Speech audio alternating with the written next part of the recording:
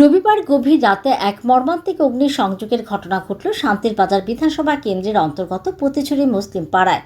রাতের অন্ধকারে দুষ্কৃতীদের লাগানো আগুনে ভস্মীভূত হয়ে গেছে এক ব্যবসায়ীর দোকান। স্থানীয় ব্যবসায়ী ও বাসিন্দাদের মধ্যে আতঙ্ক বিরাজ করছে।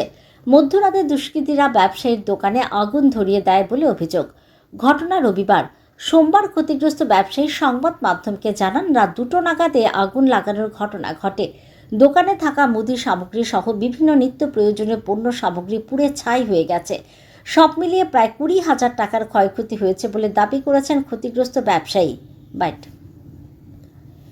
দুষ্কৃতীদের পরিচয় বা উদ্দেশ্য সম্পর্কে এখনো পর্যন্ত নির্দিষ্ট কোনো তথ্য পাওয়া যায়নি।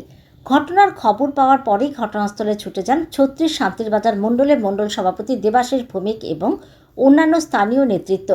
তারা ওই ক্ষতিগ্রস্ত ব্যবসায়ীকের সঙ্গে কথা বলেন এবং ঘটনার বিস্তারিত খোঁজখবর নেন।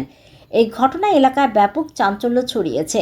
রাতের আঁধারে দুষ্কৃতীদের এই ন্যাক্কারজনক ঘটনার পর থেকে স্থানীয় বাসিন্দাদের মধ্যে আতঙ্ক বিরাজ করছে।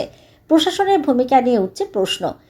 এলাকার মানুষ চাইছেন প্রশাসন দ্রুত এই ঘটনা সুষ্ঠু তদন্তক্রমে দোষীদের চিহ্নিত করে শাস্তির ব্যবস্থা করুক, এই দাবি উঠতে শুরু করেছে।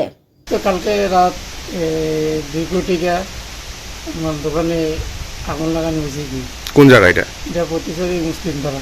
আচ্ছা, এরপর কে বা কার এটা তো আর কইতে পারি না। কি থাকে না 15-20 হাজার টাকা মাল আছিল। কি কি ক্ষতিগ্রস্ত হয়েছে তোমার দোকানে? তো বাজার মাল, বিস্কুট মুড়ি টুড়ি, তারপরে লবণ টবর, এই 15-20 হাজার টাকার মতন